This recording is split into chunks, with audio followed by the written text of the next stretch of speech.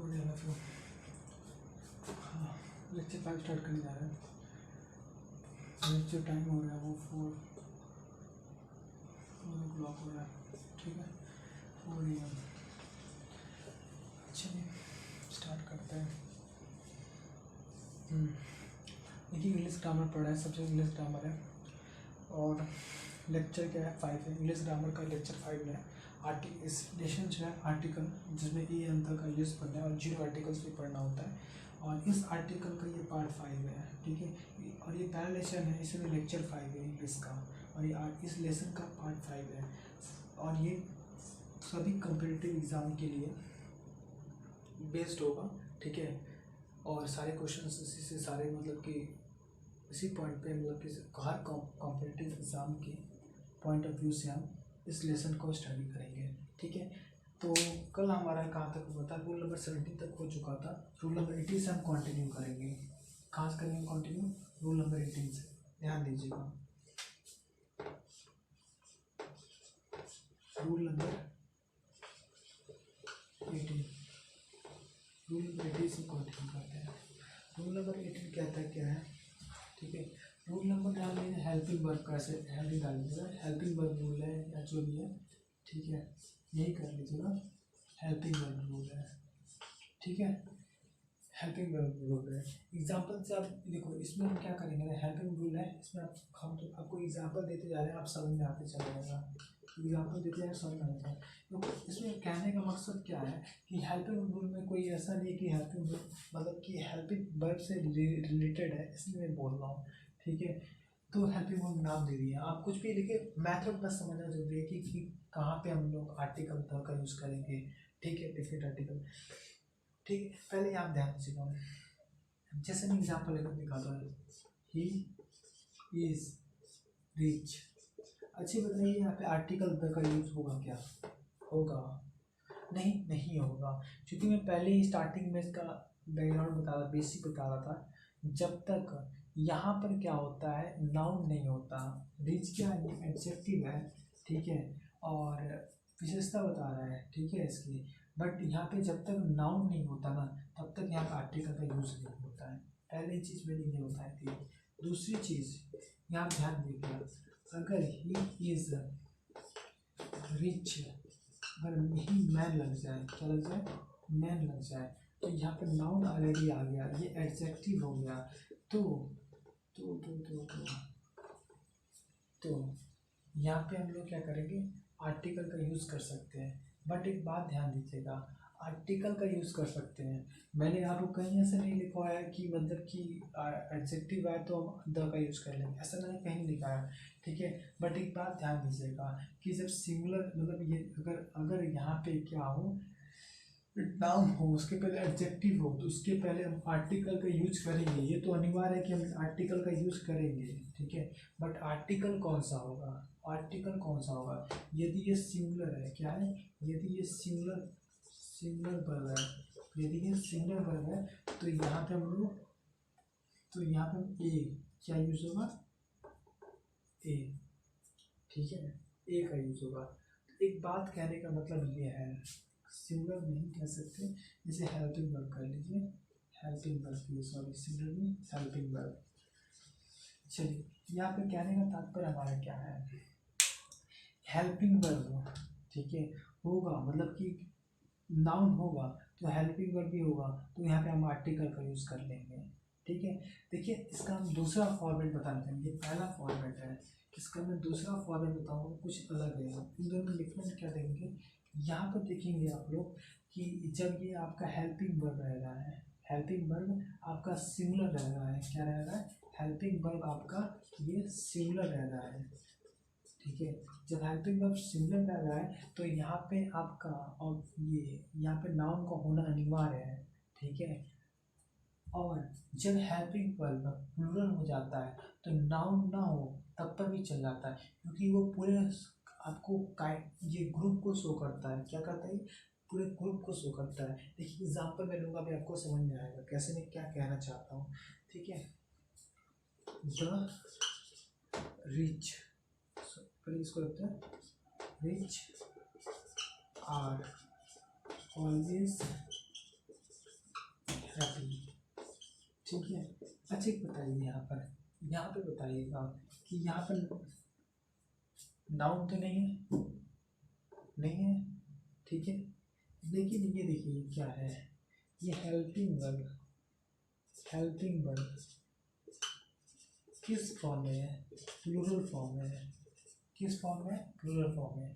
जब भी helping verb plural form में हो, ठीक है, तब यहाँ पर अगर नाउन नहीं भी होता है, नाउन नहीं भी होता है, नाउन नहीं भी हो तब पर भी कोई मैटर नहीं करता, तब भी हम उस एडजेक्टिव के पहले, पॉजिटिव एडजेक्टिव पहले आर्टिकल तक यूज करते हैं।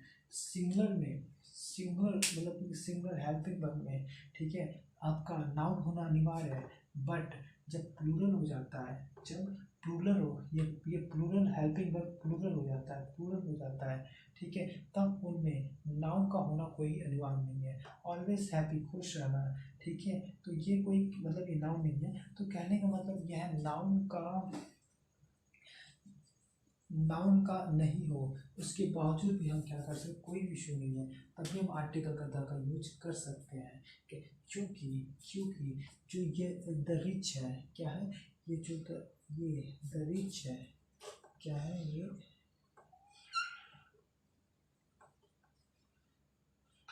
द रिच है, ये क्या करता है, ये पूरे होल काइंड क्लास को शो करता है। होल क्लास को शो करता है, मीन्स दैट ये संपूर्ण जाति को, ये पूरी जाति को शो करता है, पूरी जाति या पूरा समुदाय, सभी समुदाय को शो करता है, सभी पूरा समुदाय, पूरा समुदाय, चलो पूरा समुदाय को शो करता है। कहने का तात्पर्य मेरा ये है कि जो धनी व्यक्ति होते हैं, जो धनी व्यक्ति है वो मतलब हमेशा खुश रहते हैं। तो कहने का मतलब है ये जो रिच है ना, मतलब रहते हैं, क्योंकि पूरा जो रिच धनी व्यक्ति वो क्या है, जितने भी रिच मतलब जितने भी धनी मतलब क्या, जितने धनी है वो क्या होते हैं हमारे, वो मतलब कि क्या होते हैं, खुश रहते हैं, मतलब हमेशा खुश रहते हैं। तो जब भी कभी हेल्पिंग वर्ब अगर प्लूरल में आता है तो नाउन ना हो तभी भी चलेगा। और यहाँ पे ये क्या, क्योंकि ये क्या करता है, ये होल क्लास को शो करता है, ठीक है। तो हम यहाँ पे आर्टिकल का यूज़ कर लेते हैं। इसी का थोड़ा बी पार्ट देखिएगा थोड़ा। Industrious are always divided, the industrious are always rewarded, कहने का तात्पर्य यहाँ देखिएगा थोड़ा। हाँ, ये इंडस्ट्रियस मतलब क्या होता है आपका, मेहनती होता है ना, मेहनती होता है, लेबरर होता है, हार्ड लेबरर, मेहनती होता है, ठीक है। तो कहने का तात्पर्य मेरा क्या है, मेरा कहने का तात्पर्य क्या है कि देखिए रूल नंबर 18 हेल्पिंग वर्ब पे डिपेंड करता है। इसे मैंने दो पार्टों में बांटा है। देखिए इनमें हेल्पिंग वर्ब, इसमें सिंगुलर है, इसमें हेल्पिंग वर्ब प्लूरल है। यदि सिंगुलर होता है तो यहाँ पे नाउन का होना अनिवार्य है। नाउन होगा तभी आर्टिकल यूज होगा, नाउन नहीं होगा तो आर्टिकल का यूज नहीं होगा, ठीक है। नाउन नहीं, आर्टिकल यूज नहीं किए, नाउन है तो आर्टिकल यूज किए, ठीक है। आर्टिकल ए आया है, क्या है, ए आया है। क्यों आया है, क्योंकि हम जानते हैं कि ये सिंगुलर है, रिच मैन, एक आदमी है ना, रिच, एक रिच मैन है, एन होता तब ये प्लूरल होता, ठीक है। तो यहाँ पर एक व्यक्ति के बारे में बात किया तो हमने इसलिए ए का यूज कर ले रहे हैं। और कोई ऐसा नहीं है, कहीं रूल बताया नहीं है कि रिच है व्यक्ति है, अगर धनी है एक है तो हम द का, रूल में अभी तक ऐसा कुछ पढ़ा ही नहीं है, ठीक है। सिंगुलर है इसलिए हम ए का यूज कर रहे हैं, ठीक है। बात समझ में आया, आगे ध्यान दीजिएगा। इसका सेकेंड पार्ट क्या है, इसमें हेल्पिंग वर्ब है आर, ठीक है। हेल्पिंग वर्ब चाहे कहाँ भी हेल्पिंग वर्ब है तो यहाँ पे जरूरी नहीं होता कि नाउन हो ही तभी हम आर्टिकल का यूज करेंगे। सिंगुलर में होता है कि अगर मतलब नाउन अगर नहीं रहेगा तो हम नहीं करेंगे, होगा तो करेंगे। यहाँ पर हो चाहे ना हो कोई मतलब नहीं, हम आर्टिकल का यूज कर सकते हैं, क्योंकि क्योंकि ये जो होता है ये समुदाय, पूरी जाति या समुदाय को शो करता है कि पूरे मतलब धनी व्यक्ति क्या होते हैं, खुश रहते हैं, हमेशा खुश रहते हैं। ठीक है, तो हेल्पिंग वर्ब क्या है, प्लूरल हो जाने से मतलब यहाँ पे रिच लग गया है। ठीक है, यहाँ आप देखिए the industrial are always rewarded. अब जो मेहनती होते हैं हमेशा मतलब रिवार्ड दिए जाते हैं। रिवार्ड मतलब कि हमेशा उनको मतलब फल मिलता है, मतलब फल मतलब कह सकते हैं रिवार्ड मतलब उनको हमेशा गिफ्ट या प्राइज हमेशा उन लोग को मिलता रहता है। ठीक है, मतलब हमेशा उनको, ठीक है, तो कहने का मतलब ये है कि मेहनती लोग को ही, मेहनती लोग को, तो ये मेहनती क्या है, एक ग्रुप, एक समुदाय, एक पूरी समुदाय के बारे में बात, एक एक पूरी जाति है कह सकते हैं जो मेहनत की कैटेगरी में आते हैं। तो इनमें क्या होता है कि यहाँ पे नाउन ना होते भी हम आर्टिकल द का यूज़ किए हैं, क्योंकि ये पूरे समुदाय को शो कर रहा है और ये प्लूरल होने की वजह से पूरे समुदाय को शो करेगा, तो हम आर्टिकल द का यूज़ करेंगे। बस इतना ही है। अब एक बार नहीं समझ आएगा तो वीडियो पर दोबारा देख लीजिए ऐसी चीज़ का, नहीं समझ तो कमेंट करिएगा तो मैं जरूर उसको दोबारा बता दूंगा। ठीक है, आगे बढ़ते हैं, ध्यान से लिखिएगा। आज ख़त्म कर डालना है पूरा, मतलब कि ये द का वाला। ठीक है, the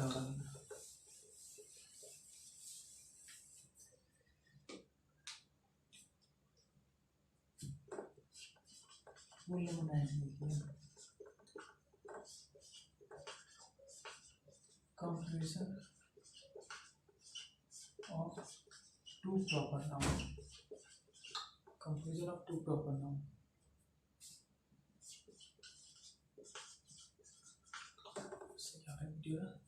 comparison of two proper noun, light on करते हैं।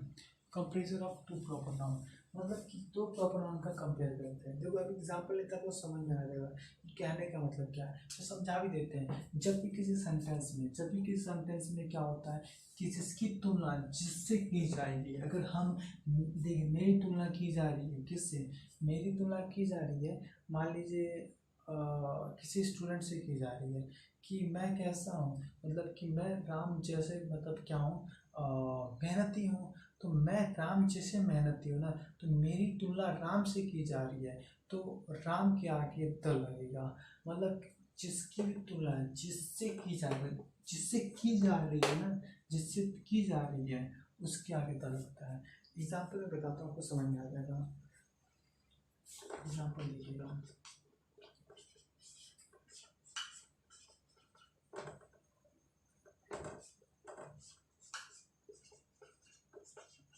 Bhopal is Manchester of India। ठीक है, बी कालिदास बोलते हैं, Kalidas is the Shakespeare, Kalidas is Shakespeare is, यहाँ पे तो डैश करिए,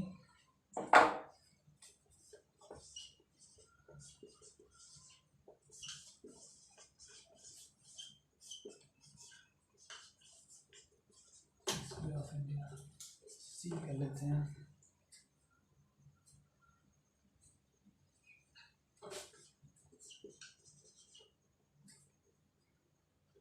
Kashmir Switzerland, Kashmir is Switzerland of India.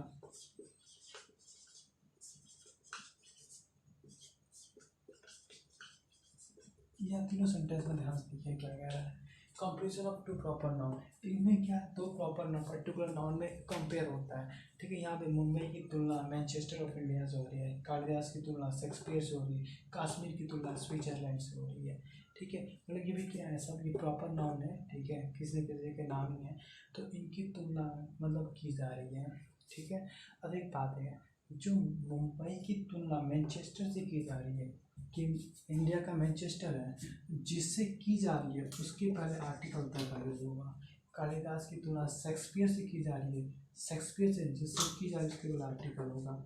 Kashmir की तुलना किससे की, कश्मीर की तुलना करें स्विट्जरलैंड से, जिससे तुलना की जाती है वहाँ पे आर्टिकल होगा। ठीक है, और यहाँ पे कोई आर्टिकल नहीं होता।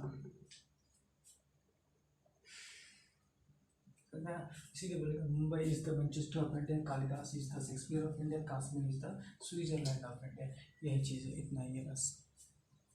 ठीक है, फटाफट नोट कर लीजिए, फटाफट या स्क्रीन शॉट ले लीजिए, बाद में कर लीजिएगा। ठीक है, आगे बढ़ते हैं। रूल नंबर 20 का बस इतना ही था। ठीक है,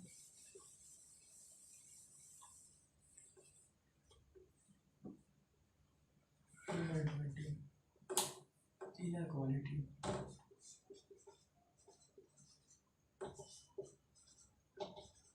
आत्मगुण, आत्मगुण।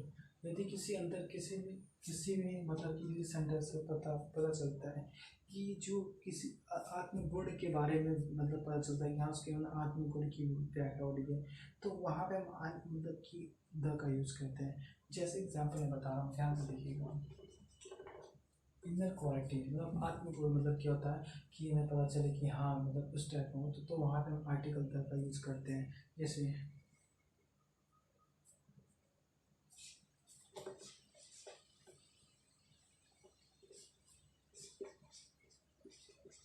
Teacher in me never allows to tell a lie, to tell a lie। ठीक है, सेकंड एग्जांपल देखिए, सेकंड एग्जांपल देखिए। The patriot in him motivated him to join the army।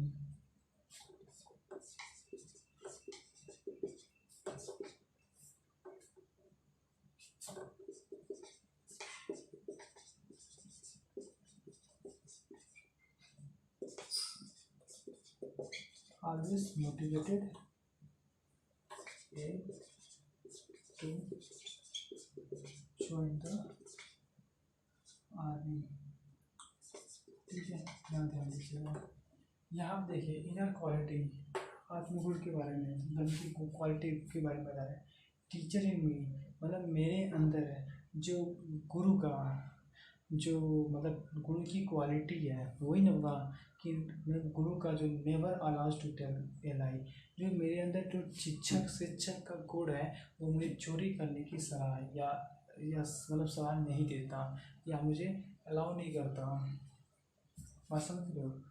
हाँ, तो यहाँ पे हम लोग क्या करते हैं, आर्टिकल का यूज होता है जहाँ भी इस टाइप का सेंटेंस मिले तो। ठीक है, यहाँ पे देखिएगा, द पेट्रियट, पेट्रियट मतलब होता है देशभक्ति। क्या होता है? देशभक्ति होता है। ठीक है, मतलब कि जो देशभक्ति का गुण है उसके में जो देशभक्ति का गुण है वो हमेशा उससे मोटिवेट करता है। ठीक है, कि वो आर्मी में ज्वाइन हो सके। तो यहाँ पे भी क्या है, उसकी क्वालिटी थी कि टीचर की क्वालिटी उसके अंदर है जो कि उसे झूठ नहीं बोल रही थी। यहाँ पे देशभक्ति की क्वालिटी है कि जो उसे मोटिवेट रखती है कि उसे आर्मी में ज्वाइन करना है। ठीक है, तो देशभक्ति भी उसकी क्वालिटी हुई। ठीक है, और यहाँ पे झूठ ना बोलने की टीचर की क्वालिटी हुई। ठीक है, यहाँ पे दोनों जगह हम आर्टिकल का यूज़ करेंगे। कहने का सेंस ये है कि इनर क्वालिटी में क्या होता है कि आत्मगुण में क्या होता है, किसी भी मतलब सेंटेंस देख रहे हैं, इन सेंटेंस से पता चल रहा है कि उस व्यक्ति को मतलब कि अपने गुणों के बारे में बताया गया है। जिससे कहा गया है कि जो मेरे अंदर जो टीचर का गुण है वो मुझे चोरी करने से रोकता है। ठीक है, मतलब कि रोकता है और अलाउ नहीं करता। ठीक है, तो यहाँ पे आर्टिकल कर लो। यहाँ पे मेरे देशभक्ति का जो गुण है मतलब कि जो गुण है वो मुझे हमेशा मोटिवेट करता है कि मैं आर्मी को ज्वाइन करूँ। ठीक है, ये 2 नंबर 20 लिखा था।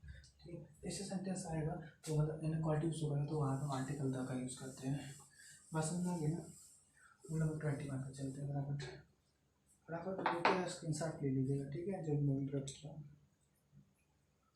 2 नंबर 21,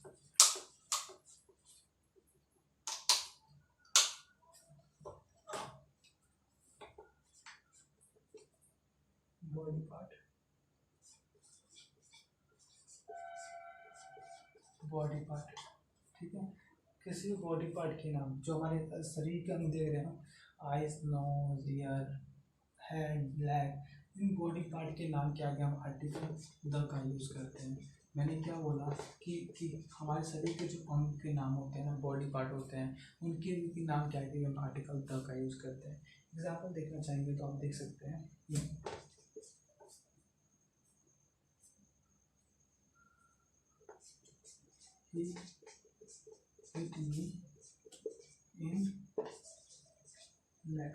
लेग्स दोनों पैर मान लेते हैं, ठीक है। ये हिट मी एंड लेग्स। तो यहाँ पे आप देख रहे हैं कि लेग आ रहा है ना, लेग आ रहा है, ये शरीर का अंग का नाम है, इसलिए आर्टिकल द का यूज होगा, ठीक है। द बर्गलर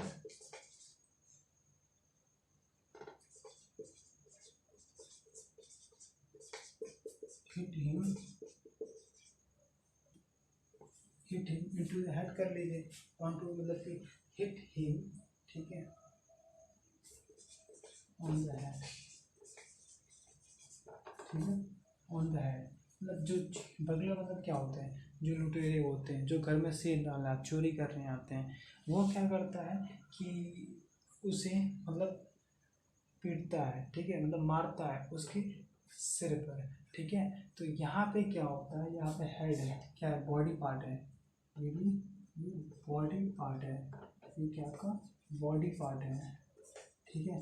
तब इसके पहले हम आर्टिकल द का यूज करेंगे। बात समझ में आई? और भी एग्जाम्पल लेते हैं।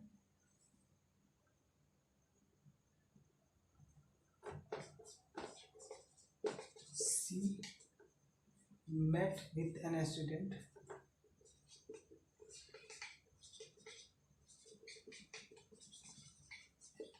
met with an accident and broken his leg, क्या हाँ सी है broken her legs।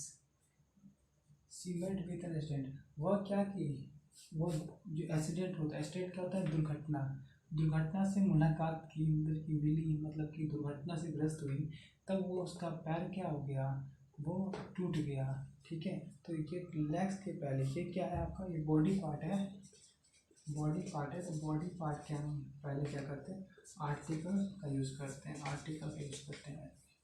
तो she met with an accident and broken her the legs, broken her मत करो ना, हर का यूज सेंटेंस सही लगेगा मुझे, ब्रोकन हर मत करो, ठीक है। ब्रोकन आपको यही सेंटेंस का समाप्त हो जाएगा, ठीक है। द लेग्स की जरूरत ही नहीं थी, जब द लेग्स यूज़ करते हैं तो हमें ये चीज़ हटानी पड़ेगी, क्या चीज़ है, हर बार वहीं पे ख़त्म हो जाती सेंटेंस,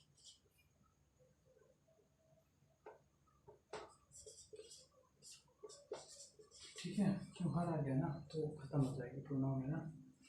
तो she met with an accident, मतलब जब एक्सीडेंट उससे ग्रस्त हुआ तब उसकी पैर टूट गई, तो यहाँ बॉडी पार्ट से द का यूज हुआ, यहाँ पे हेड बॉडी पार्ट द का यूज, बैक में तो बॉडी पार्ट आर्टिकल द का यूज है। मतलब चाहे किसी सेंटेंस में अगर बॉडी पार्ट मिलता हो, बॉडी पार्ट, तो उनके पहले हम आर्टिकल द का यूज़ करते हैं। 21 भी हमारा ख़त्म हुआ, 22 आते हैं,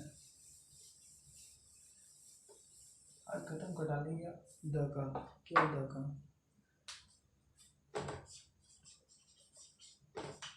नंबर 2 इन्वेंशंस पे आते हैं। इन्वेंशन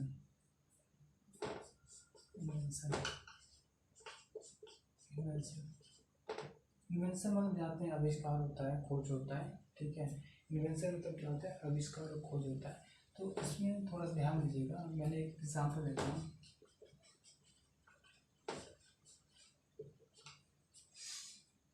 पहला, who invented television, who invented television,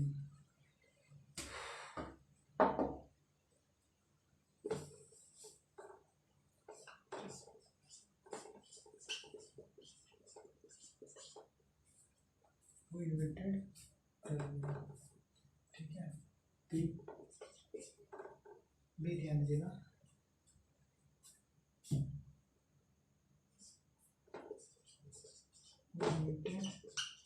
gramophone, who invented gramophone,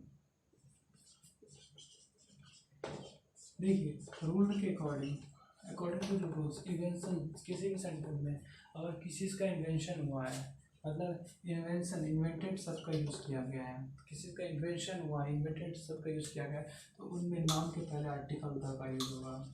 means that invention शब्द का यूज किया गया है तो इन्वेंशन हुई, ठीक है, जो वस्तु है उसके आगे हम द का यूज करते हैं, ठीक है। हु इन्वेंटेड द टेलीविजन, तो इन्वेंटेड के आगे हम लोग द का यूज करेंगे, ठीक है।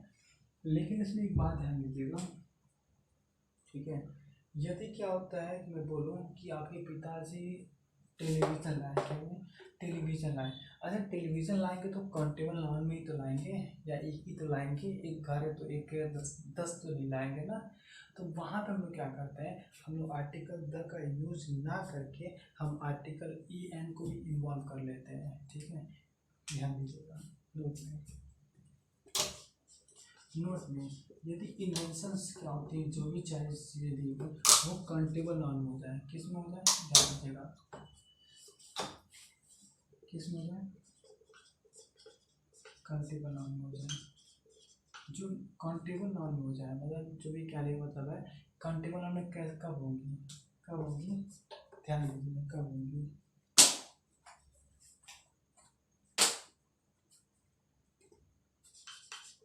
मेरे पिताजी, my father has bought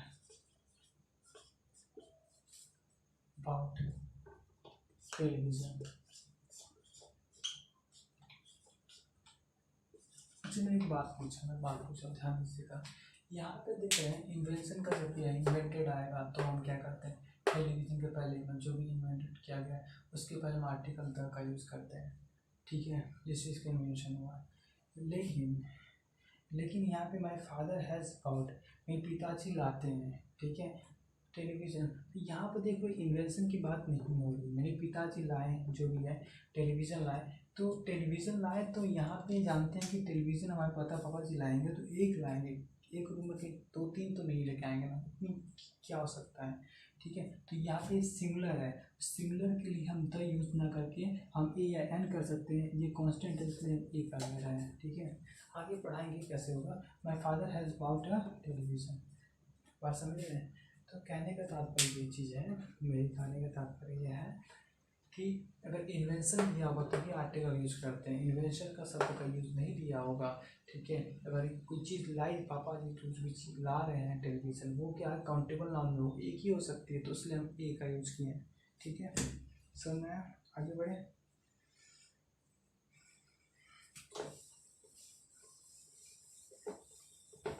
number 23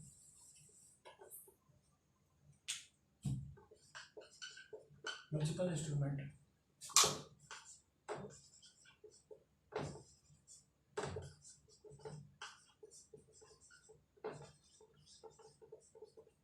musical instrument, ठीक है, किसी भी सेंटेंस से हमें ये पता चला है उस म्यूजिकल इंस्ट्रूमेंट का यूज किया जा रहा है, मतलब बजाया जा रहा है, ठीक है, तब हम क्या करते हैं, वहाँ पे हम आर्टिकल द का यूज करेंगे, वहाँ पे हम क्या करेंगे, आर्टिकल द का यूज करेंगे। जैसे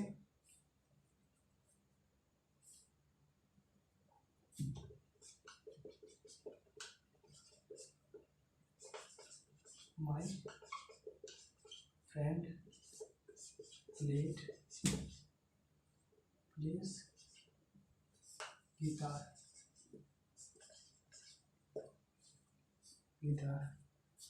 ठीक है।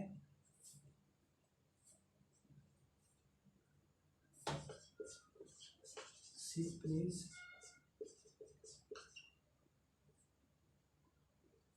पियानो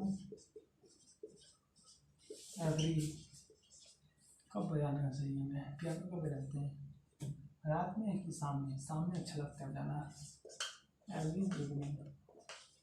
यहाँ पे ध्यान दीजिएगा भाई, देखिए म्यूजिकल इंस्ट्रूमेंट है, ठीक है, अगर उसे हम यूज़ कर रहे हैं, इसे बजा रहे हैं, ठीक है, तो माय फ्रेंड प्लेज गिटार, मेरा मतलब कि गिटार मतलब क्या कर रहा है, यूज़ कर रहा है, बजा रहा है, ठीक है। तो यहाँ हम आर्टिकल का यूज़ करते हैं। सी प्लेज पियानो एवरीडे, वो भी क्या कर रही है, उसे बजा रही है, तो द होगा। लेकिन बात ध्यान दीजिएगा, और इसी चीज़ को, इसी सेंटेंस को लाने की कैटेगरी में आ जाएगा, नोट लिख लीजिएगा। ये इसी चीज़ को हम बोले my friend plays the guitar, my father लेते हैं, my father bought guitar.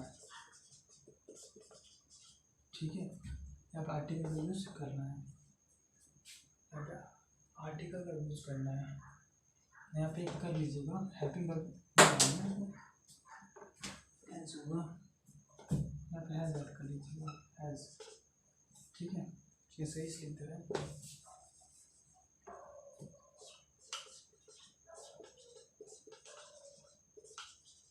My father has found. ठीक है, देखिए जब भी क्या होना लाने की बात हो तो पापा जी हमारे लाएंगे तो केवल एक ही में लाएंगे, क्या आपकी दुकान खोलने के लिए तो नहीं लाएंगे ना, या किसी बजाने के लिए तो इतना कहाँ हो पाएगा। तो कभी भी लाने के लिए काउंटेबल नाउन में, किसमें काउंटेबल नाउन में, तो इसलिए हम यहाँ पे ए का यूज़ करेंगे। तो कहने का मतलब या इन्वेंशन करना या म्यूजिकल इंस्ट्रूमेंट बजाना हो तो हम कितना भी बजा सकते हैं, कितना यूज़ करते हैं, यहाँ पे हम आर्टिकल द का यूज़ करते हैं। अगर जब खरीदने की बात हो जाती है, भले कोई टेलीविज़न ही था खरीदने की बात हुई, या मेरे पापा ने गिटार खरीदा तो खरीदने की बात होगी, तो वो क्या होगा कंटेबल नाउन होगा। कंटेबल नाउन में अगर सिमिलर होगा तो आर्टिकल ए का यूज़ करेंगे। ठीक है, सुनना है। रूल नंबर आगे चले, आगे आगे रूल नंबर 24 पर चलिए नोट करते हैं।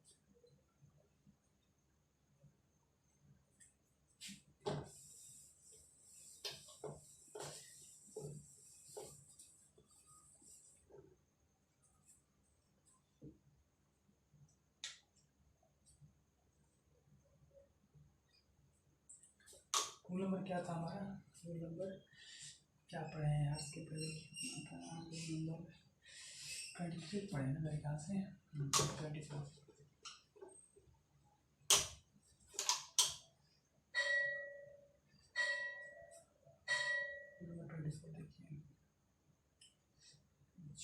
चलिए रूल नंबर 24 में क्या है कि पॉलिटिकल पार्टीज रिलीजन और कम्युनिटीज़ होते हैं, उनके पहले हम आर्टिकल द का यूज़ करते हैं। मैंने क्या बोला, पॉलिटिकल पार्टी, मैंने क्या बोला, पॉलिटिकल पार्टीज, जो राजनीतिक पार्टीज है ना वो। ठीक है, उसके बाद से कौन कौन आता है, रिलीजियस कम्युनिटीज़।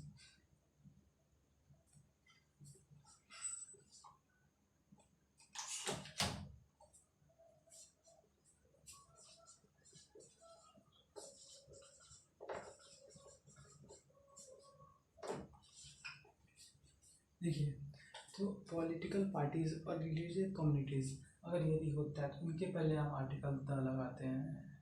ठीक है, जैसे एनडीए,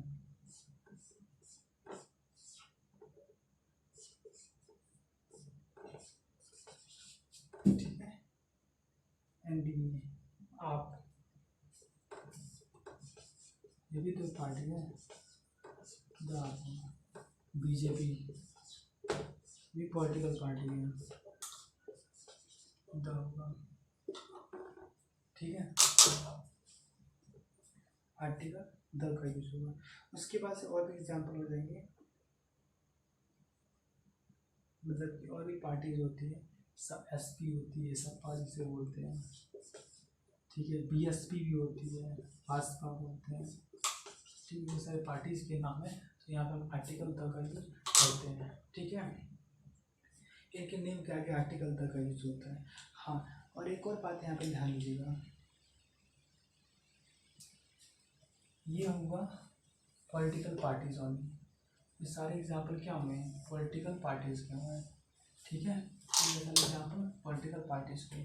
अब रिलीजियस कम्युनिटीज को देख लेते हैं। रिलीजियस कम्युनिटीज, रिलीजियस में भी तो कम्युनिटीज होती है, हिंदूज, द हिंदूज होता है, द मुस्लिम्स, ये क्या है, रिलीजियस कम्युनिटी है, मतलब रिलीजियस की कम्युनिटी है, मतलब कि मुस्लिम्स। ठीक है, the Muslims, the Christians, the Christians. ठीक है, क्रिश्चियंस ये होता है। और समझ में आ रहा है, तो मतलब ये पॉलिटिकल पार्टीज हो गई या कुछ पॉलिटिकल रिलीजियस कम्युनिटीज। कि आगे हम आर्टिकल द का ऑलवेज यूज़ करते हैं। कहीं भी सेंटर में अगर पॉलिटिकल पार्टी थी तो उसके पहले हम आर्टिकल द का यूज़ करेंगे, या तो कहीं मतलब ये रिलीजियस कहीं पे रिलीजियस कम्युनिटीज़ के वर्ड है, हिंदू मुस्लिम सिख ईसाई जो भी हो, क्रिश्चियन सारी चीज़ थी, वहाँ भी हम आर्टिकल द का यूज़ करेंगे। ठीक है, वीडियो मेरी ओवर हो रही है। ठीक है, अब मैं आज भी मेरी बैटरी डिस्चार्ज हो रही है, 1-2% है। ठीक है, जब भी ख़त्म करते हैं तो ये भी ऑफ हो जाएगा मेरा। ठीक है, आज मेरी लगातार 3 क्लासें हुई। आप लोग भी पढ़ना है, रोज 3 क्लास ख़त्म भी करना है। ठीक है, ध्यान रखिएगा। रूल नंबर 25 देखिए।